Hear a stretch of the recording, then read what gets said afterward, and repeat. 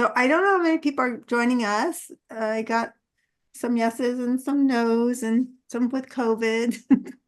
Oh, Just have a mixed bag of things going on. Keep trying to find a day that works for everybody, but there doesn't seem to be a day that works for everybody. So we'll just do what we can. So it doesn't matter if you're through. I know, Chris, you're not through all the chapters because you're very studious. You take really good notes and you really I just want it all, Deb. But sometimes it's like drinking out of the fire hose. It's like, oh my gosh, it's well, just so. you've got so many other things going on. I think that's a challenge in education, isn't it? That there's just so many different programs going at the same time and so many different things going on at the same time. And I sent you a link later anyway. You were a later joiner in the class.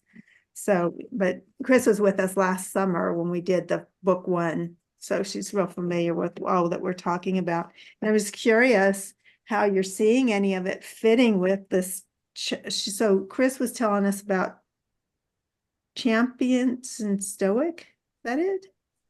Champion? Hi, Jessica. I was meeting Marie before you hopped on. I am a registered nurse who 14 years ago learned about adverse childhood experiences and the impact of trauma on childhood, and it totally changed the trajectory of my nursing career. And so I really dug in deep and did a lot of research and did a lot of reading with Dr. Perry's work and so forth, and had various roles to help train staff in both in healthcare and nonprofits in regards to the impact of trauma and how we could be trauma informed in our approaches. And then 2 years ago, heard of our local school system wanting to become more trauma informed. And so I reached out to the associate superintendent for wellness and asked him, well, how exactly were you thinking of becoming more trauma informed? And this is the work I've done. And so I was hired on as a trauma informed care specialist. And this is the beginning of my third year.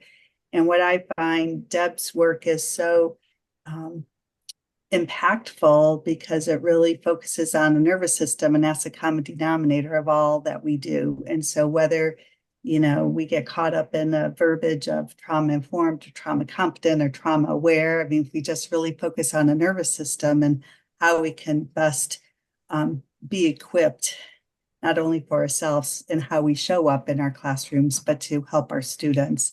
And so I work in Warren, Ohio, with the Warren City School District here in northeastern part of Ohio. So it's right neighboring Youngstown. okay.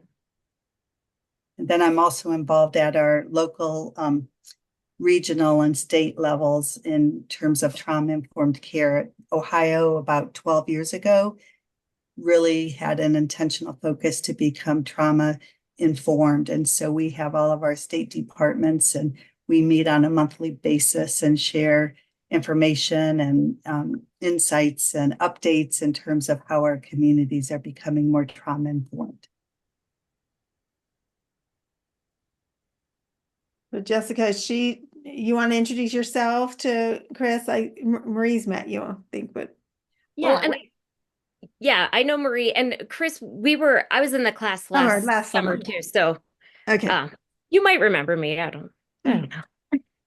OT and she's in Montana. I am. I'm in Bozeman. Yeah, that's such a pretty town. They have the best Mexican restaurant there. I don't know where it was, on a little side street. When I did training there, I just was hungry after class one day and I found it, and it was really, really good. I can't tell you the name of it, but I enjoyed it. So, okay, we are, again, whether we're on 5 or not, I don't really care. I just want to know thoughts. Like, so far, where are you checking in with what you're doing and your thoughts? And Marie, I know we wanted to talk, and it's fine to talk a little bit about that video with Stephen Terrell. I want to get your thoughts on it. Yeah. Yeah, I didn't get a chance to watch the recording of the group discussion that did cover that, so I'm sorry. It's been all I can do to get through everything. We understand totally. Yeah. Yeah. I I'm just really enjoying, I just finished module 4 and module 5 this week.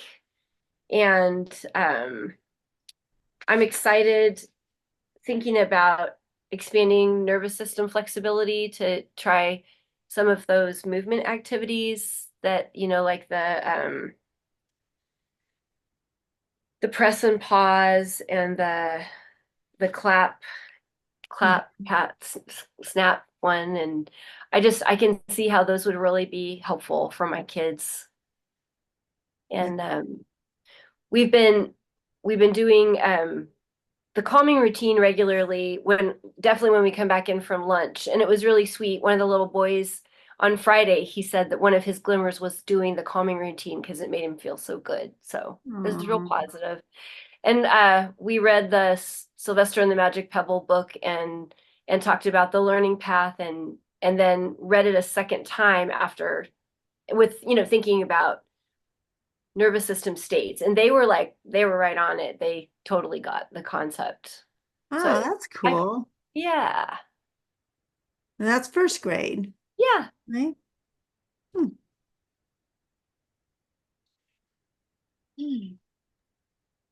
I really like the Learning Hub and how our district has been a Castle SEL district for 14 years now.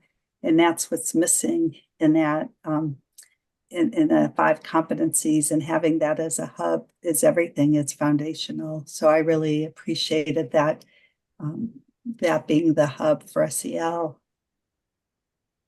Are you finding that you can get it in there with because isn't the SEL pretty scripted curriculum that they're doing? There are components of it. And I think that as we take it and we apply it to the classroom, we have to equip kids with resources. And that's where that Learning Hub comes into play.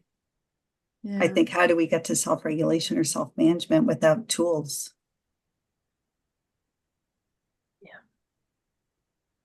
Yeah. And I think that, Dr. Perry's mantra of regulate, relate, and reason, and, that all of this aligns very nicely.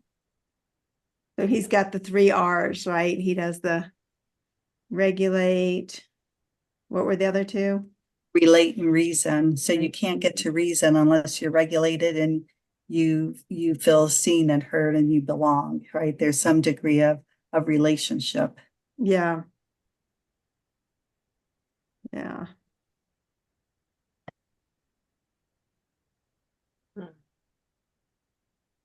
Jessica, you've been really busy. You've been teaching your own classes and you're working for the school district, then you teach at the college too, right? Yeah.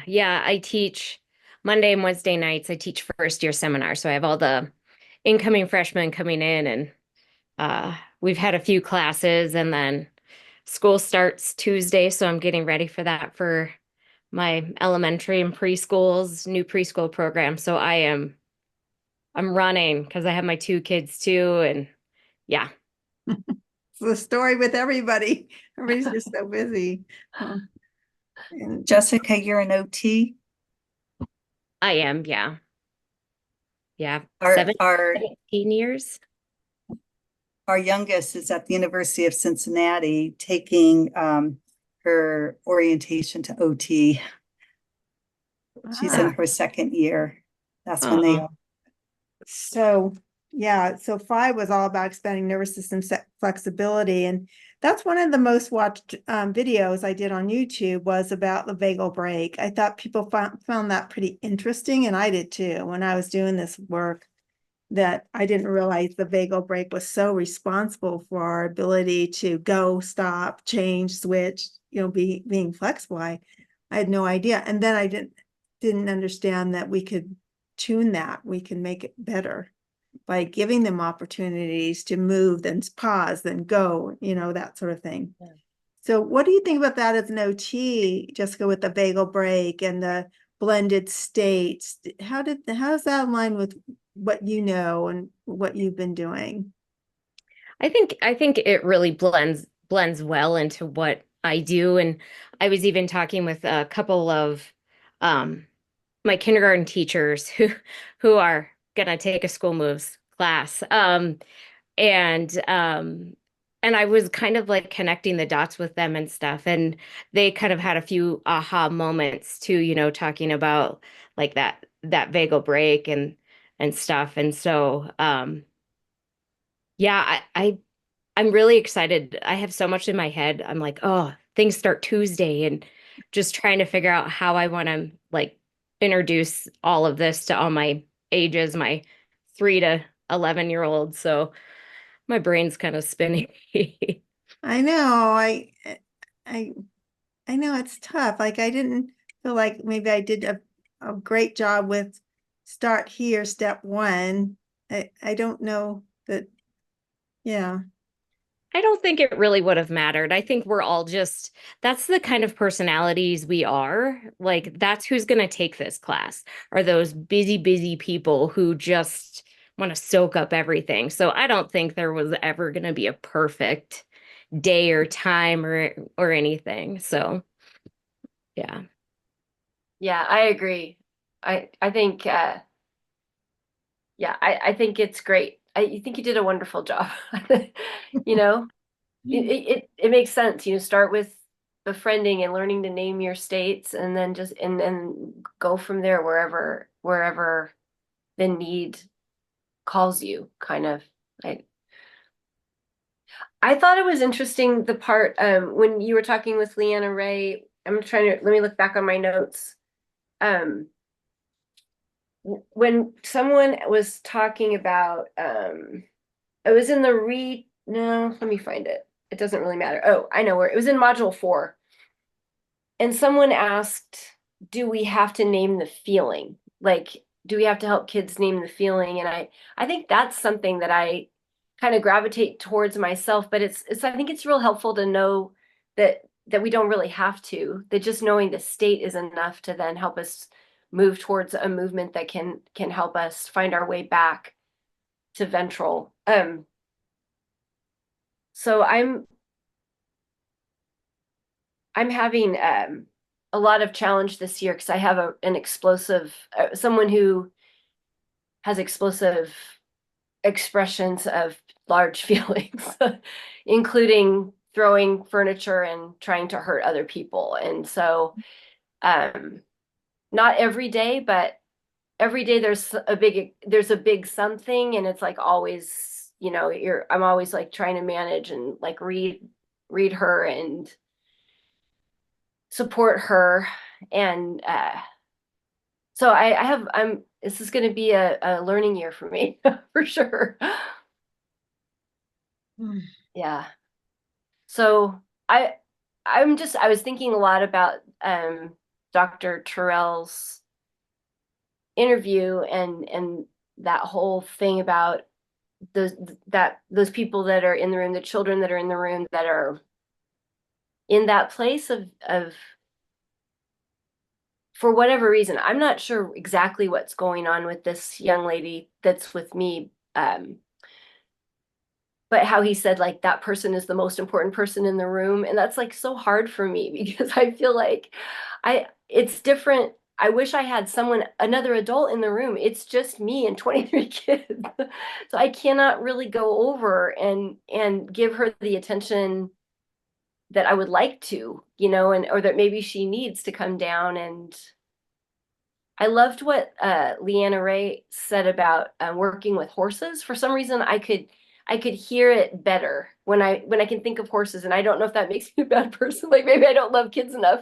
I can give horses grace, like that if the horse reacts, it's something the trainer has done or failed to do. And that makes sense to me, but I don't know how to bring that to the classroom exactly because there's so many different little beings there that I'm with. And Jessica, I was wondering, you said something, I really found Dr. Willard's ideas about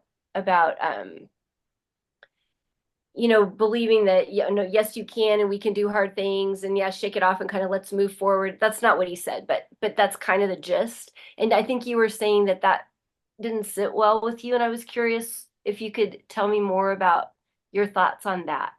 Or is this not the place?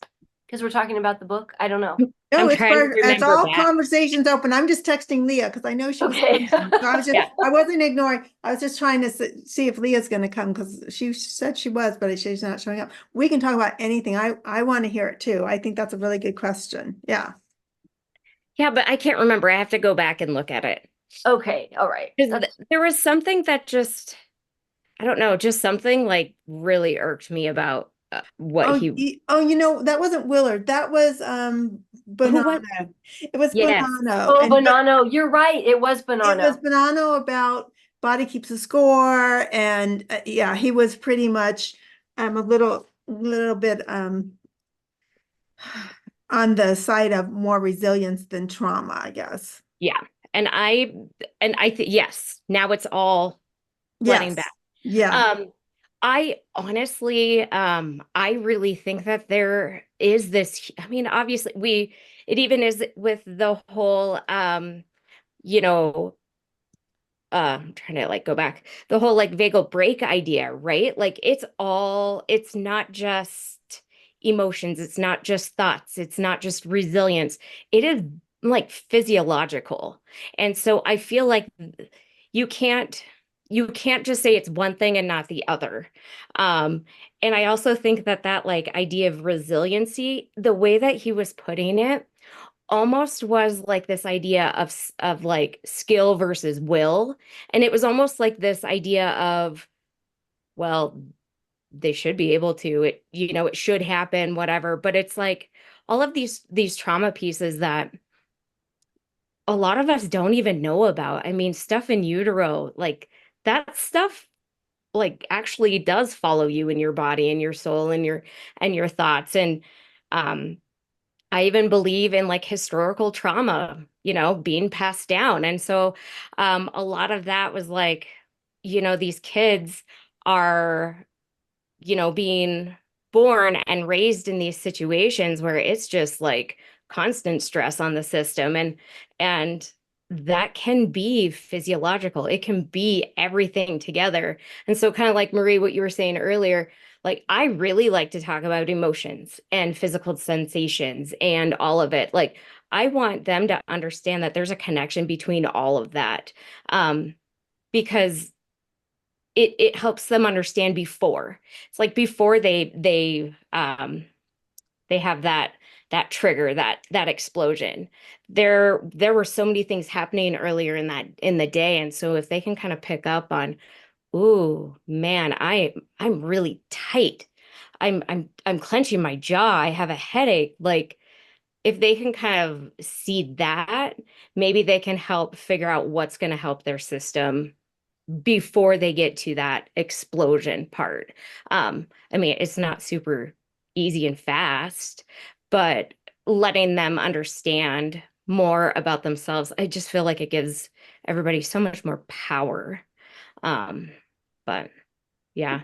This is where I really like tiered intervention. Like Marie, for your situation, your child, your student needs to be a part of a therapy group that I think you have some starting at your school, right? I mean, she needs to be part of I'm going to go to somebody like Jess and I'm going to learn about my feelings. So you don't have time, and I don't think it's even realistic to expect that of yourself. And yet you need support. So to me, that's like, you know, some tier 2 small group and possibly some tier 3 one-on-one Yeah. that She clearly got that last year because I teach next door to her last year's teacher, and we've been talking a lot. And Megan was just so great and said, hey, you know, I gave the folder with all of her supports to, we lost our both vice principals at our school this year. So anyway, I finally found it on the second day of school. And so she's had some training with zones, but I don't understand why someone hasn't come and said, hey, we're gonna like start that group up again soon and help is on the way. I mean, I feel yes. we have a meeting scheduled basically because the vice principal and I push, it's September 12th, which is, you know, kind of around the corner, but yeah. How long have you been teaching this year, Marie? When Oh, did we you? started on the 16th. No, we started on the 14th with kids. Yeah. Yeah. And it's hard too because like there's all this mystery around like MTSS and who does what. And, I feel like that's like a big part of what we're missing too is that education piece because even those like people who might be pulling and working with those kiddos, they might not know enough either to really, help them, at least in my world from what I've seen. Like, Well, um, in Northern California, where I taught, where Marie teaches, there's little OT at all. OT yeah. is sort of like they if they have to, they'll call in somebody, and then it's like let's give them some fine motor hand. It's just not very effective. Mhm. They just don't have very. Shasta County is not a big. And correct me if I'm wrong, Marie, but No, you're right. they're not a big believer in OT. And I feel like that's one of the biggest issues there is that they don't have any support for regulation like that. Like, I know, can you imagine teaching without having the support? Well, That, and yeah, and it's like who is supporting you guys? Who's giving you the tools to give you the power in your classroom? Like, oh, yeah, yeah, it's tough. I mean, and that's why Marie's talking about getting this group going together. They yeah. bought books and they're going to be going through Yeah. book two. And what I think will be interesting is to see with like, I'm always like zones versus naming nervous system states. I'm very curious about that. And I'm not at all biased one way or the other. I'm just saying I'm curious about, I made that video, can zones and polyvagal, befriend one another because I'm curious sometimes like I know I always go back to my own experience as a parent and with Shalia. I know if Shalia were in school with zones, it would be very complicated for her, even no matter how you try to simplify it. And we've talked about this before. She would pick blue because that's her favorite color. So she would always be in the blue zone. She loves blue. Everything's blue. She obsesses with it, that color. So I can't see her ever saying she was in a different one. But when I got, the little puppets out for her and naming her states, she really understood that. And her text, I've talked about this before, her text became much more clear on how she's feeling. When Connor's mom died, she was turtle. She was in her shell. She couldn't go. She wrote me and she said, I can't go out of the house. I just want to stay in my room. Right? She's very clear. I'm in turtle right now. And that's all I can do. And then Ash, it just it was these three basic states for her was very simple and easy. And I'm just curious how, if Marie, this young lady, if she learns like you've taught her already by reading that book, right? You're already kind of talking about turtle, raccoon, rabbit. Sounds like she goes raccoon a lot. Like that's more so than just dorsal shutdown. Dorsal shutdown's much easier to deal with Yeah. than raccoon, isn't it? Turtles are much easier in the classroom to deal with. They take a little more energy to get them to engage, but at least they're usually not throwing things and they're not explosive. So she goes raccoon, correct? Yeah. What's funny is, Hey, Leah.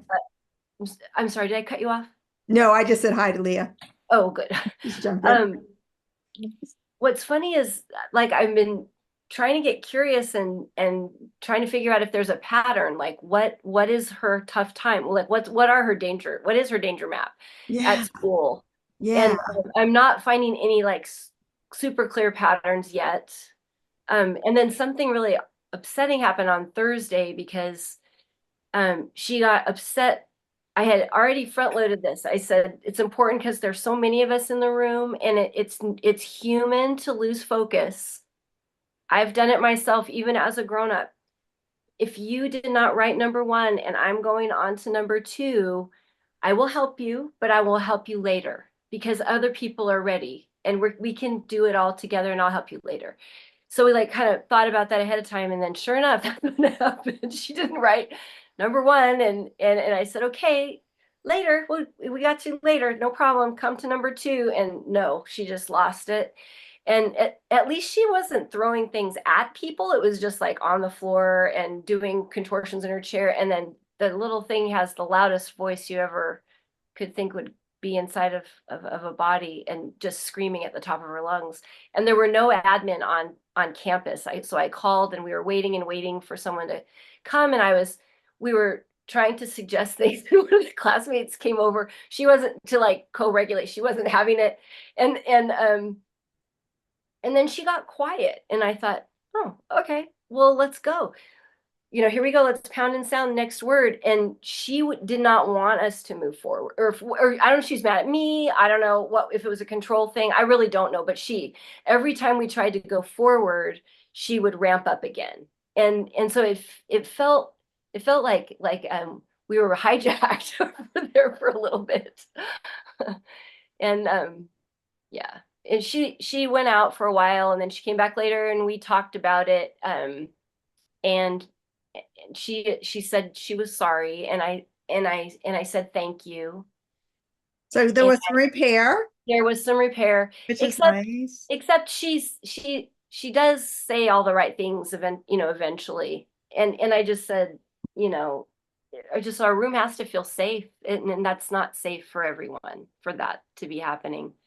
And so we're there for you, and we want to help you.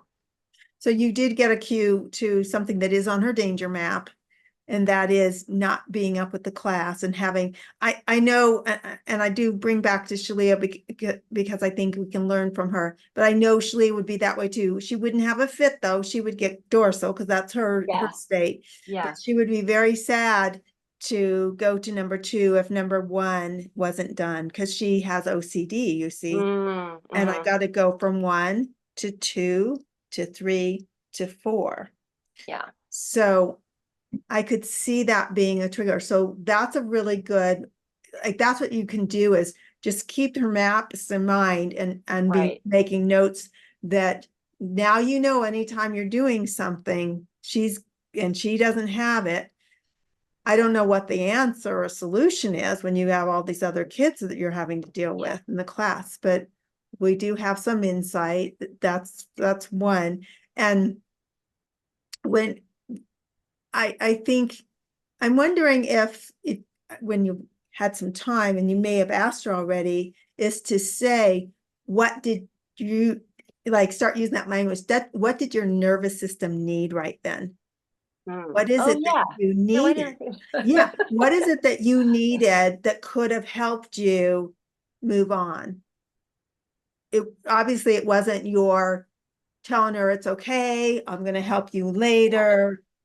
I think that would be an interesting question, and to start using that language of what did your nervous system need? I noticed. So again, taking it away from that personal, like she had this explosion. Yeah. Start using that language of, boy, your nervous system seemed to really pick that up as a threat. Like your nervous system felt very unsafe with what happened. Leah. And sorry I'm late. Thank you for reminding me. I had a feeling you were just working and you got busy. I was writing a triennial, and I've been having trouble entering it into SACE, and I finally got in, and I love Library Day. It gives us a chance to catch up, right?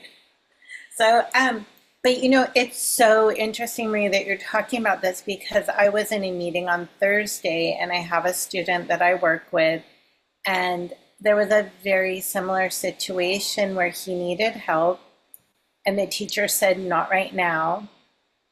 And she walked away, and they had to evacuate the classroom. He tore up the whole classroom. And it was so interesting, especially with this framework, because then I was in the special ed meeting, and there was a lot of like, oh, why did she do that? But of course, she's got 30 kids, her own nervous, I have 8 students in her class. Whoa. That's a lot. That's a lot. It's a lot. She has got I mean, everyone talks about how hard it is to walk into her classroom, and we're not in there all day. She's got a lot of dysregulated kids. So it was interesting because as I was in the meeting, I felt like all I could say is because there definitely was, she's a young teacher. I feel so badly for her. She's so overwhelmed. And that's all I could say to the team was, guys, she's really overwhelmed. What can we offer her? But it's so interesting because in that same day, I went into her classroom to push in because it was a time of the day I'm not allowed, like, we're not supposed to pull students out. And so, with this student who had the explosion, she's like, no, you can take him. You can take him. I had no idea that he had the explosion, but I got in trouble for pulling him when he wasn't supposed to get pulled. It's just so interesting because I think of the safety map. Like, I was like, oh, sorry. You know what I mean? It didn't register too big on my nervous system. But I thought if I were a newer therapist, if I didn't know that's what that kid needed, I would have felt, like I got in trouble. That would have registered on my nervous system as not, like when you think of all the safety maps, like, how many triggers are there for all of us, Yeah. including me taking the kid out of the classroom, which was the best thing that, he needed that little, like, what a gift that he could just have those 30 minutes of quiet. And like, as an OT, I actually have an office at this school, which is like nirvana. Because I usually work anywhere I can find a free seat, so this, like, to have that quiet space for this kid is so much. I got in trouble, you know. So you But think of, that quiet time with the student would have been a really good time to, I don't know what age, but get the puppets out and start talking about your nervous system state and where you went yeah, and you went raccoon or whatever. I don't know what the age is, but I think, he's 9. My yeah. student's 9. But what's interesting? No one told me when I pulled Oh, him. so you didn't even know that it I happened. didn't know until the end of the day, and I was like, who? What? Oh, gosh. Do you know what I mean? Because he was amazing in my little quiet room with me alone. Well, that gives you a little hint too of that child's danger maps and just too much sensory and too much overload in that classroom, right? And But what do you do when there's only one fourth grade class Mm.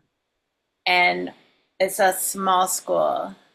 What do you do those years where you just happen to have 8 or 10 dysregulated kids out of your 30? well, that's where Terrell's work, I think, is important when he was talking about we have to go slow and I know it's kindergarten, you have to complete a certain amount of stuff. And I know, Marie, you're going to go, we can't always go slow. But when you're at the beginning, I think you have to just really back it up, slow it down, clean, and I think, Chris, what you were talking about, that they sent all these teachers to be trained in that safe and civil schools. I'd be curious. So those, I think, I don't know if everybody heard about that, but because I think we were talking before you got on, most of you logged on. But Chris said that their district sent like 40 teachers to Portland. I mean, and to get trained in something called safe and civil schools. So I would like to ask you, Chris, with what you're hearing from Marie and Leah, how would something like those experience fit with how the teachers are being taught to manage their classrooms? And here, I think that really that common denominator being the nervous system has to be first and foremost. And I don't think that necessarily is an aspect of CHAMPS or STOIC from the safe and civil school model. But I think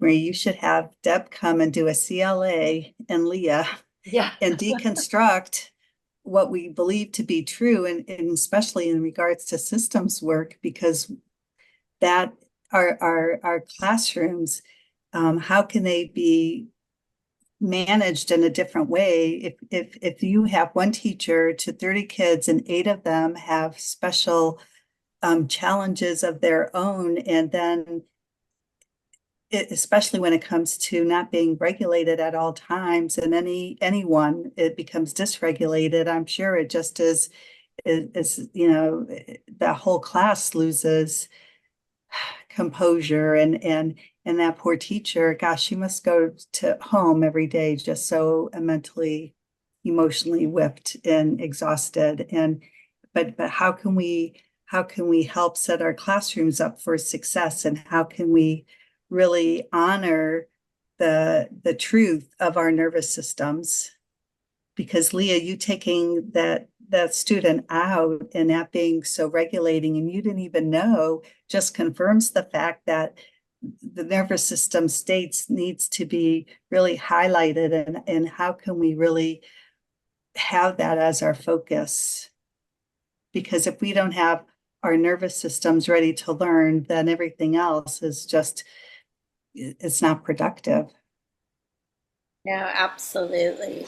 It's interesting too, because Marie, something that came up, it was a term I've never heard of, but it's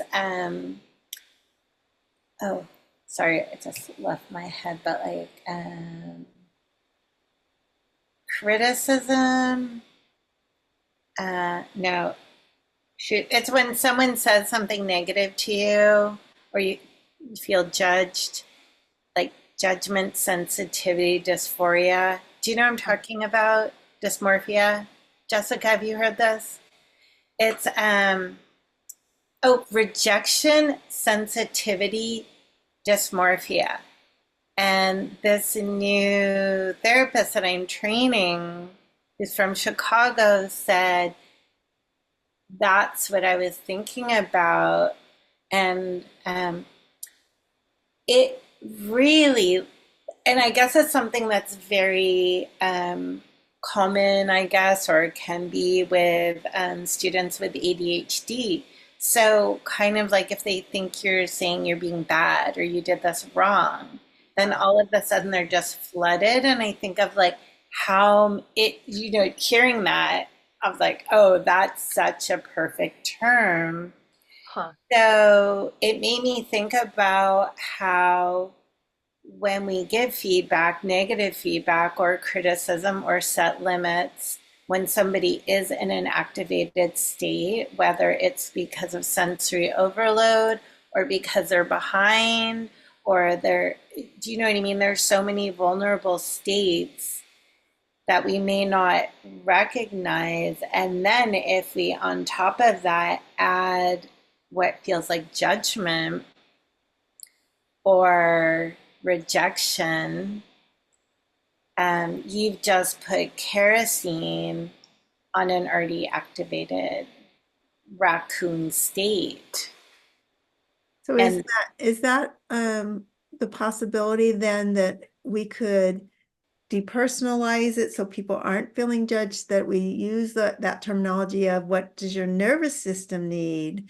Boy, your nervous system really seems, maybe that would bring a little bit more of a distance between, is that making sense? Between like you seem really dysregulated as opposed to, well, your nervous system seems really dysregulated. Does that feel a little different? It Or- does to me, because when you think of that, like if you're not like, yeah, personalizing it, when you just think like your vulnerable nervous system is hearing my tone, or even this teacher who's so sweet but so stressed, she's really young. I think she probably just turned around and said, not now, and he went. I mean, I don't even want to count the days in my life I'm not a perfectly regulated person. Well, we never are. We go in and out. I mean, that's the key of this whole thing, right? Is we go in and out of our states. Let's just try to keep one foot in ventral. And I think even with the kids, if we can try to get them to keep one foot in ventral, like, yeah, and start noticing going, I still use Deb Dana's ladder, even though it's not really in book 2, I wasn't allowed to use it, but I still think in terms of moving down, down the ladder. And just, I think that awareness of being able to, but that's a high skill, right? That's a tough skill. And I think that's how, like Marie, you're doing it in story, right? Yes. That's sometimes it's hard to see it in ourselves, but for them to see it in a story or see it in another character. Yeah. No, and it's funny because I mean this is a little bit of a bird walk, but do you guys know that there's this great story by Lori Keller called Arnie the Donut? No. It's really it's lovely, it's hilarious. But he's a donut and he thinks that in the donut shop they're just trying to find a human to go home with them, to live with them at home. And then he has the rude awakening, oh, this human's going to eat me. And I know, and then he's shocked and of course the man decides not to eat him because here's a donut who's talking to him. Anyway, the donut goes back to where he was baked in the bakery and he's telling the baker, hey, you've got to warn people that this happened to me. Someone was trying to eat me. And then yeah, the baker explained, well, that's what we do with donuts, and he was horrified. And anyway, it was a beautiful thing. Like once I started thinking about nervous system states, I'm like, well, the Sylvester story was one, but this is another really great one. And he ends up going back to Mr. Bing, who bought him, and they decided that they would come up with a different relationship for them, and they went through a bunch of possibilities, and everyone was either rejected by Arnie the donut or by Mr. Bing, but in the end, Arnie became like his dog, so he wasn't allowed to have a pet, but so he was. And it's hilarious. Lori Keller is really one of like a super witty writer, and she's got multi-layered levels of humor in the book. It's really fun. Well, you know what would go perfect with that? And I did it one of my videos. I don't know if it was in this course or where it was, but I do donut word searches. Oh, no, I didn't know So that. I have a plush donut, that has the whole, those plush ones. And I give it, like with Shalia, I give it to her and I call out words, and they have to take their donut and they have to find Fun. their words. So that would be like such a fun activity to do with that book. Give everybody, so that's a new relationship. The donut's going to be my word finder, right? And what's cool about that is they have to, you get their eye dominance because you can see which eye they end up using, but also, which for reading sometimes can matter, but it's a great for targeting and to get their vision. Like first graders, we have to isolate the vision from the head, so it's a great activity. So that would be super fun to have you can buy them, from what's that one company where you can get 12 and 10, 15 of things, Oriental Trading Company. Oh, okay. You I'll can check get it a out. whole bag of these little plush donuts. That would be so fun. They would have so much fun with finding all the words in the book they're learning. Well, and this book, Chris O'Dowd, Yeah. he reads it, and he does such a fantastic job. It's on YouTube, and it's because I was like, that sounds so familiar, and I looked it up, and I'm like, oh yes, we watched that. That's so funny. So who reads it? Chris who? Chris O'Dowd, O-D. OWD. Yeah. O-W-D. So he was in Bridesmaids. He was the one who played the police officer that Kristen Wiig's character falls for. Yeah. Yeah. I've got to watch it. I've got to find it. And like I was thinking too, like this whole changing your relationship idea too is, I was thinking it of a couple of ways, but like your relationship with your nervous system. I mean, a lot of us and a lot of our kids don't have a relationship with it. It's just all automatic, and usually, That's the whole befriend, right? So it's like, you could use this, kind of make it funny and be like, it's like you and your donut. It's you and your I don't know. That's cute. I love it. Funny. I love it. Donut inside. Yeah. I love that, Jess. There's our relationship with our donut too. But that's awesome.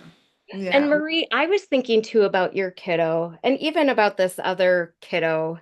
Where I mean, that's so stressful first to stay on track.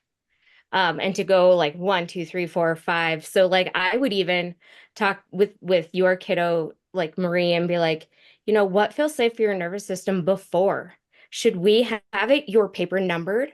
Should we you know, have the words on there? I don't know exactly what it was, and you write it next to it. Do we, or you could cover it and then write it next to it so that like my brain is just going, okay, so the idea of staying on task, the auditory wise listening, and then having to break from that, go down and write, which mechanically I don't know how this kiddo how well they write, but I mean, there's just so much and who knows what's going on in the room. And so I'm just like, okay, how can we like really scaffold this task so that the kiddo is successful? Maybe it's not the time where we're really pushing on all of the aspects all at once. It's like, what's Right. the like certain things and like ask your kiddo and give them a little bit of that power too. And because I can only imagine how stressful it would be to be like, oh, everyone's on 6. I'm not even close. And Yeah. Well, and then it's the thing Leah was saying, uh, you're like so mad at yourself and upset and you're letting your teacher down, you're letting yourself down, you're not good enough. So yeah, trying to find out ways to like even that playing field. it's such a fine line to walk Mhm.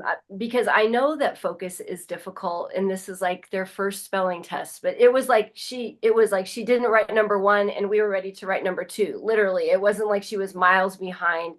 And there were like 5 other people who were at other times later on also doing the same thing. So like if I did stop and tell people the word that they didn't hear, it would result in people focusing less. So it would be a management issue. So like that's Absolutely. that's the fine tightrope to walk, because I totally get what you're saying. You want to set her for success and Yeah, not. yeah. I prep it before. Like I talk to her now and be like, man, that spelling test, you know, I could tell what it did to your nervous system. I could tell how like you were feeling. I would connect it um and I would be like, what would make it easier? What would make your nervous system feel safe? What can we do? Okay. Um, 'Cause yeah, saying it over and over, I mean, that's gonna even be hard on Well, her. and my guess, knowing Shasta County too, is that she's never been referred for any kind. We probably don't have a hearing. Do we have a hearing test on her? Do we have a vision test on her? Do we have a sensory processing eval? I know there's been no sensory processing eval. Because once you get those evaluations, you realize that they have a fine motor deficit, they have dysgraphia, they have whatever, they have executive functioning, they can't go from 1 to 2 to 3 to 4, like those kinds of, but they don't tend to assess until like 3rd grade. Like they're just real cautious around, right, Marie? They're cautious See, around it's assessing. true. It's Yeah. true. This young lady is pretty academically capable. Like Yeah. she's ahead. She's probably meeting like mid-year reading benchmarks already, and she has a health condition that causes her pain. So I mean that's a part of the equation too. And yeah. I was just thinking too, like if I had my magic wand to do whatever I wanted to do in any classroom, um, I sent Deb an email because I covered for another therapist on Thursday, and sometimes I just get stuck doing assessment after assessment. This was a whole day of students, and it absolutely filled my nervous system full of happiness and glimmers. I was like, I haven't had that many hugs in a day in so long. It was the best day. I'm like, now I remember why I do what I do. But one of the things that kept coming up was so we have our progress notes coming up, and I'm supervising. So I thought, oh, I'll just use this opportunity to get a lot of benchmarks, and check on that. So it was one of these days where I just was reminded that when someone thinks they have your back, how much more they can do. So I was doing this little scaffolding drawing of a dog, just kind of doing an executive function task and laying it out. But what the task was drawing a dog. Some kids would just jump right in, and some kids would look at this and just be like, whoa, too much. If I drew the frame of the dog's legs, it was all they needed. So as you're talking, I'm wondering if she sat closer to you, if she had her paper numbered, like what are those little scaffolding things that she believes you like unconditionally have her back? Yeah. And what I just like, there was this one 8th grader I was working with, and I was just blown away by the difference of drawing like the little, I don't know what, like some geometric shape that was the start of the dog. It was like all of a sudden he was amazing. And I'm talking amazing. His dog was perfect. You know what I mean? Not perfect, but he was so capable. But he was shutting down. I could see him going down into dorsal because his nervous system, his belief system was just like overload. I literally was like, and he was good to go. Wow. So I think sometimes that little bit of, I've got you, I believe in you, and I'm willing to draw that square for you. I'm willing to number your paper maybe, or have you be next to me.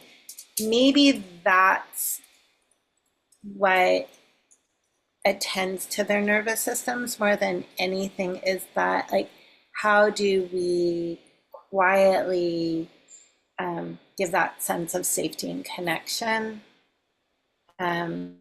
without having to be like, oh, my attention's on you the whole time, right? So I do wonder, like something like, I mean, if you could number the page or give her the first letter, something that just gives her the sense, like, I see you, I've got your back. I think it goes back to what Deb said too, in terms of that belonging, right? And our need to feel that we belong. And so you're just reinforcing that. And Jessica, what you said earlier is so important in terms of, what was she feeling before that happened, and just having that sense of curiosity and not even naming it, just asking her, tell me about what were you feeling yesterday in class, and let her describe how she was feeling, if she truly was feeling upset or overwhelmed or whatever, but let it be as much as it can be in her words, with us not labeling what through our perception of it, but let her share. And then Leah, what you said, yes. So there's very tangible ways that connection is occurring. And did the student also, her family, like if there wasn't a lot of co-regulation happening, so she's coming to school already not being able to co-regulate, self-regulate, it's just overwhelming them when there are tasks that she feels she doesn't have mastery over, as simple as they were. And I think for Marie too, it's just finding time, like you'd love to just have everybody go out to recess and get to spend 20 minutes with her, but you probably don't even have that kind of time. I mean, they just show up. They just show up in your room, and you're just, you only know these things are triggers when she gets triggered, right? There's no pre-warning. You didn't know that she'd have this big, from this one simple kind of task. I think that's the challenge, is that they're just, all you can do is get as much from the teacher before her, but I bet the teacher before her couldn't have told you that would have triggered her. I think with this person, different things are are triggering on It's different more days. random. Yep. It's more random. So Yeah. like one time it upset her because when I let them just come in early, like I open my door 15 minutes before the work day starts, just because it's nice to have a chance to talk and you can hang up your backpack. If you want to work, go for it. If you want to go play, that's fine too. And then as soon as it's time for the work time to start, we say the pledge. And she was in the middle of math, and I just said, "Hey everybody, let's take a second. Let's all say the pledge and I'll, lunch count." And she didn't, she said, "No, I'm not done." And I said, "Oh, that's okay. You'll finish after." And then that was not good for her either. I thought, okay, so now I know you need a heads up, you need like a warning. But then she never blew out again. Like I would come over to her and say, "It's gonna happen, we're gonna stop and you won't be ready, and it's okay, right? You're gonna clean up anyway. It'll be in, come And she'll back be to it later." fine. So it's, Yeah. yeah. And then she was like, "Fine, no problem." Like, I don't know. She's a mystery so far, but we'll Yeah. figure it out. I do have time. I can spend some time talking with her. So we'll figure it out. I just have to say, Marie, she's very lucky to have you. Oh, Because thanks. you are just, yeah, opening your door early, letting them come in, just having that relationship piece when, yeah, there's not things on the line for the kiddos. Like that is lovely. And your curiosity and your like, she's so lucky to have you. Oh, thank you, Jess. That means a lot. Yeah. Yeah. Well, it's already, look how fast it goes. It's already 6:32. So I promise we'll stay for an hour, and I know it's a big weekend too. Oh, so Chris, put- thank you. Yes, and if you could look at the Stoic model, so how we structure the classroom, how do we teach explicitly to our expectations, observe, interact positively, and correct fluently is the Stoic model for educators and staff. So I'd like to know, Chris, we'll stay in touch too. I'd like to know just how this stuff is integrating with that, like that model, because when you get a model, you have a very clear how you're supposed to do everything. So I don't know if there's any leeway or where any of this fits, I think that's what we're all feeling, like we all know what we have to do, and we have curriculum and social emotional learning, and then you take something like this that isn't a curriculum, and where does it go? And I always come back to the conversation just within the day when you have an opportunity to have a conversation, introduce the nervous system, we teach them the befriending part. I think that's just a great place to start with everybody. I don't think you can go wrong no matter what program you're using. Right. You know, Right. I think that is just the natural progression of at least in a trauma movement. We were focused on trauma, and then it's like, oh, wait a minute, here's resiliency, and oh yes, this is a resiliency part, and now it really is distilled to the nervous system, where if the nervous system was introduced first, all of this would be much easier in terms of the scaffolding of understanding, because it's all based on a nervous system, but we kind of flipped it. And so we've learned this and this, and now we have the nervous system, and doing that deeper dive, but showing how it aligns with everything we do is paramount.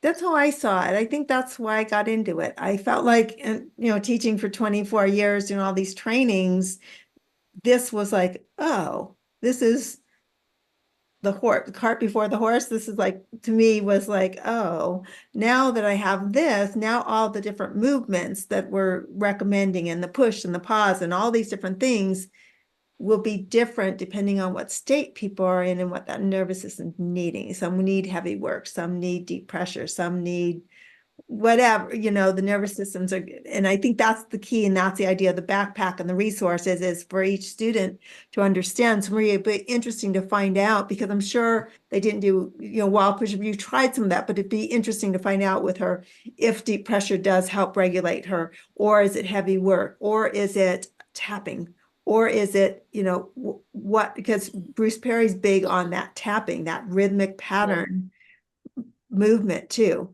So wondering if some of that tapping were in there, if that would help her to get that regulation. I don't, we don't know, that we have some ideas and we just have to try them. And too, in that I know it's so hard when you have 30 students, 20 students. I mean, that is a hard. I mean, like I was saying, the whole special ed team was talking about how hard it is to go into some of the classrooms because the classroom, just that neuroception in itself is dysregulated.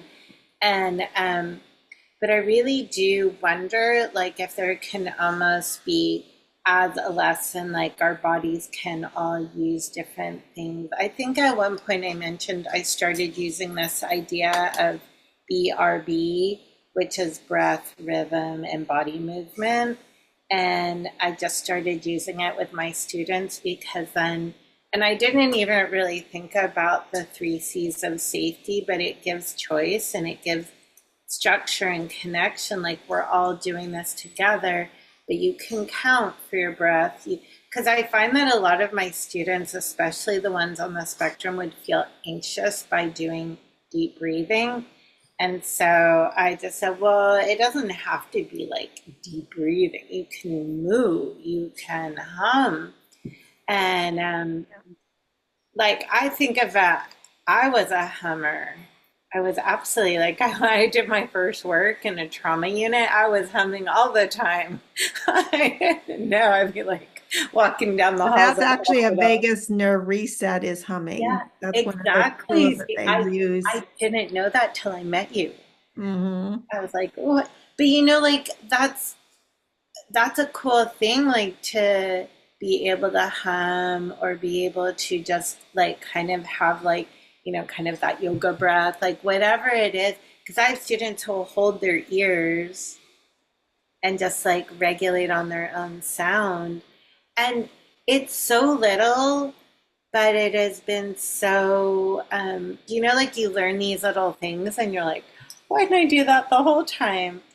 Because of the choice, the element of choice. So being able to count, and it can be the tapping sticks, it can be tapping on your body, but I'll even have students just do that with their toes.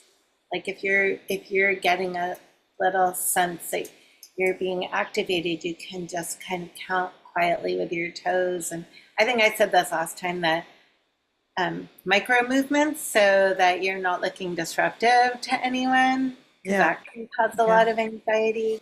I learned this from you, Deb, and it's been so amazing, like really, really amazing at how helpful it is.